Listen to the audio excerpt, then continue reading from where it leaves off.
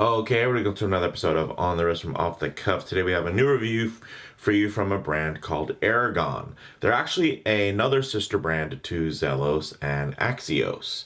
And they should honestly be on your radar. This is actually my first time reviewing one of their pieces, and this is one of their first few models. This is the Adventum stainless steel, and this is the Blizzard dial model. Now, in terms of the type of watch, I characterize this as an everyday adventure watch. Some key common characteristics and design language. You're looking for something that can be worn every day. Of course, you're going to want that sporty, legible, and tough kind of blend. And I think that the Adventum really hits that. It's really, the whole point of it is to be a rugged yet, relatively slender timepiece built for your everyday adventures.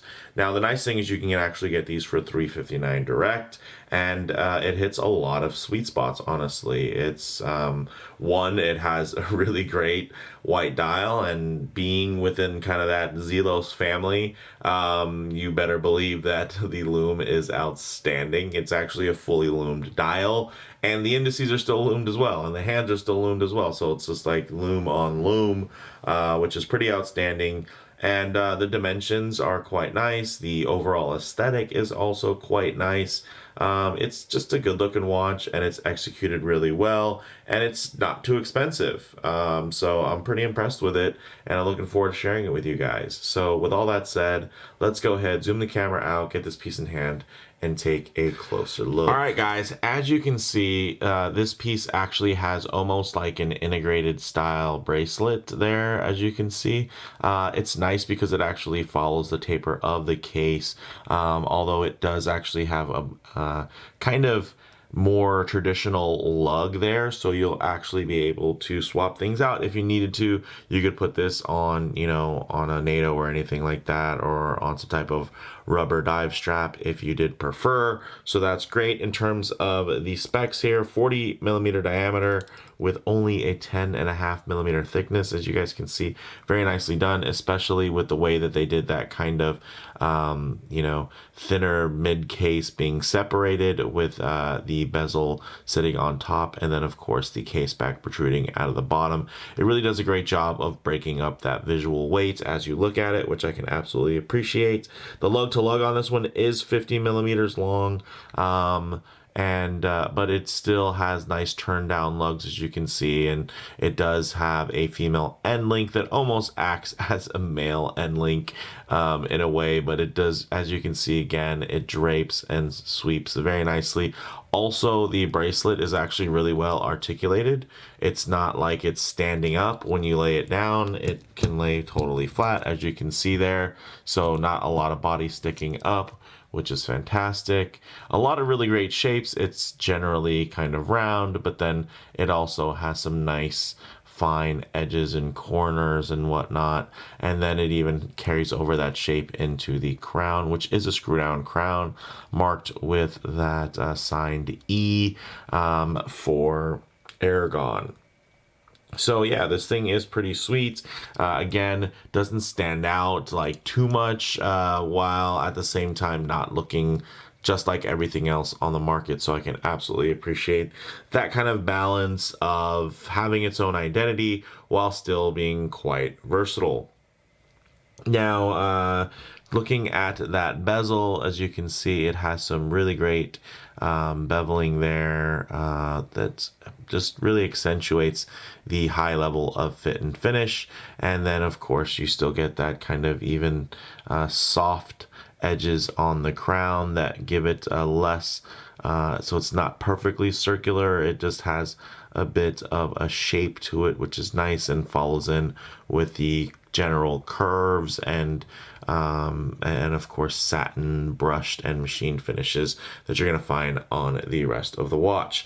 Now, although you can't see it in the back underneath this really nice little screw down case back that is solid and etched there, it actually does have a Miyota 9015, which helps with that thinness, which is wonderful. And then in terms of this dial, let's go ahead and take a closer look at it, guys. This thing is really fantastic. Look at that. Visually quite white. Let me give the bracelet a quick little wipe here off camera, just because I got some fingerprints on there. But as we get in close, as you can see, guys, really quite legible, great contrast. I like the pop of red there. Of course, I'm not used to the E kind of logo there, but if I can get used to the A in Axios or the Z in Zelos, I think the E should be pretty easy for it to catch on as well. It does have applied indices that do get this really nice blacked out treatment because of the white motif, but you can also get it with a gilt layout or polished depending on the dial color you get. It also does have that nicely framed date at the 6 o'clock position, which is fantastic. And then this thing is just chock full of C3X1 Superluminova, so extremely high grade from that standpoint.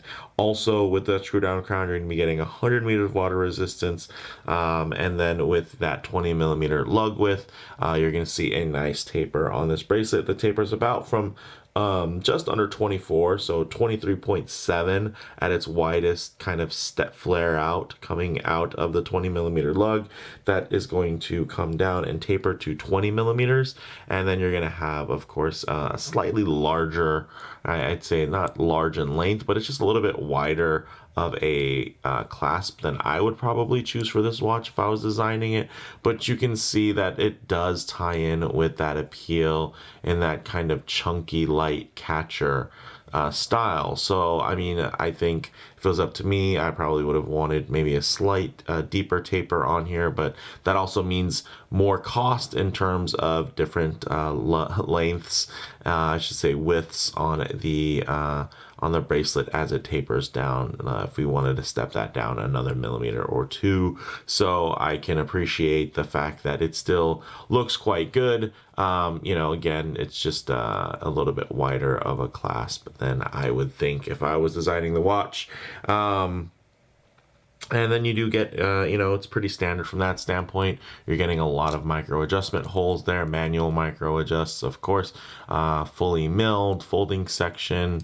You're getting the dual locking setup there. So you're going to get the push buttons to lock plus the flip lock fold over as well. You're getting the nicely high polished center links there from that nice H link with some great flat brushing and beveling, as you can see, that goes up and down the sides of these links. It's not a high polished bevel, but honestly, it's so well finished that you can even see that nicely defined brushed bevel. So with all that said, let's actually get this piece on wrist and see how it wears.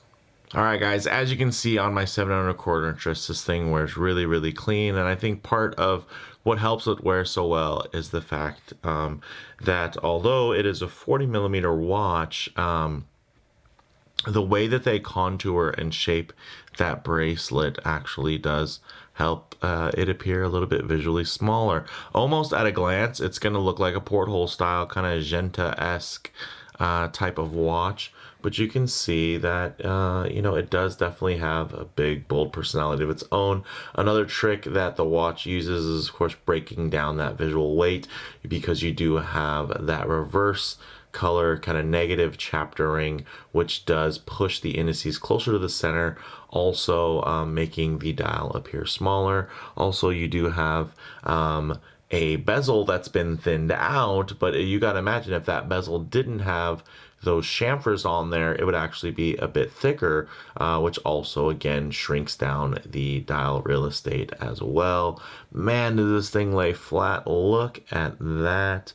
Looking really, really sleek. Again, I just, it just looks like a supercar on the wrist. I mean, for me, this thing looks like a Lambo sitting low to the ground. Look at the way how flat that is. I mean, it's outstanding. You know, at only 10.5 millimeters, this is a quite thin watch, and it actually wears quite thin, which is nice, because a lot of times when it comes to sportier watches, even though they might have thinner specs, they don't necessarily always wear very thin, and you're still getting that 100 meters of water resistance, and that's a very confident 100 meters because you do have that screw screw down crown, although the grip on the screw down crown clearly isn't, erring on the side of functionality. Definitely more of just kind of an aesthetically pleasing setup there, but I gotta say it does hit that aesthetically pleasing, mandate there and request. And man, look at this dial,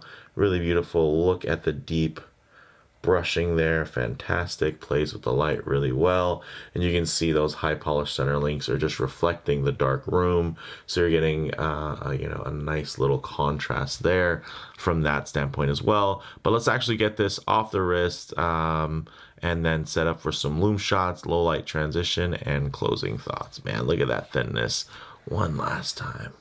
All right, okay, let's go ahead and hit the lights here. Oh yes, as you can see, the loom is absolutely blistering, guys. And again, they didn't take any shortcuts. If anything, they went the extra mile. The indices are still loomed and the hands are still loomed. This isn't reverse, cutouts. This isn't using negative space. You're actually seeing really beautiful loom. And then the nice thing is they didn't loom that seconds hand, because that is using the negative space, so you can actually track the seconds hand as it sweeps all the way around. Still really quite nice, and it does give off a great what I really like is that the dial actually renders very white. It was very surprising. I'm really excited that they used that higher grade loom, because now in the daylight, if they versus using just regular C3, the fact that they use that X1 grade really helps everything render visually very white while in daylight, and then still quite bright when it comes to the darkness. But one thing I like to do during these loom shots is actually work on some low light transition, because you're not always going to be out in the middle of a field enjoying direct sunlight. A lot of the times you're going to find yourself coming in and out of a building, maybe walking underneath an overhang, spending time in your favorite automobile, or maybe just walking underneath the shade of a tree, and you're going to be in less than optimal lighting a lot of times, even within transitional lighting, and even some very harsh lighting that I'll be able to simulate right here, where you're going to be getting very high contrast lighting, and you can actually look at the finishing here on the brushing, as well as the way the dial is going to render in various mixed lighting situations. You can see the texture on the dial is more of a matte color, so it doesn't really reflect the light as much as it kind of absorbs it very nicely. And then as you get into the dark, then you see that beautiful loom reappear again. So very good from that standpoint. This thing is just really quite handsome in terms of that case and bracelet, and it does have a little bit more personality than your kind of average porthole style steel sports watch within this segment today. So I really dig that. I also like that it's so capable, but also still so thin, especially in the way that it wears. So very nice from that standpoint, guys. But let's go ahead and work into kind of my closing thoughts here. On the wrist, it feels very sporty and robust while offering a more refined silhouette. In terms of model variants, you can get it in a black dial with gilt or teal. Black and gilt or teal, both with textured dials versus the white loomed dial as shown here. Also, in terms of comparable models, this really blends those two popular genres of adventure watch as well as that kind of integrated steel sports watch. So I think that's kind of a lot of fun, especially within this price point. So that's kind of the cool thing. It fits in with that adventure watch, which is very popular right now, as well as the porthole style Genta-esque watch. So it actually kind of scratches two itches while not being really a predictable candidate in either genre, which I think is really cool that it stands out in that way. And it's a bit of a mashup in terms of, I think, its theme, and it plays its cards really well. It gives you, I think it gives you a lot of competition from within those kind of spaces for cross-shopping this against other watches. I mean, I guess kind of depending on how you look at it, either it has a lot of competition in that it kind of dips its toes in two different very popular genres that are very competitive, or it has no competition in the fact that it's kind of one of the only ones that are combining those two things, and it's kind of scratching two itches, for the price of one, which I think is great. So for me, guys, bottom line, this is just another exciting example of why we love microbrands so much. I mean, the value proposition they're able to deliver, wrapped in these uniquely reimagined classic aesthetics, it's just, a continuous formula for success. And it's not surprising to me that the folks behind such beloved microbrand watches are stretching out their roots, and they're branching out, trying new things, even trying different sub brands and whatnot, so that they are not limiting themselves to kind of being one dimensional. So from that aspect, guys, let me know what you guys think in the comments below. If you like the video, please do a like, and if you haven't already, please do subscribe for more content just like this. Thanks, guys.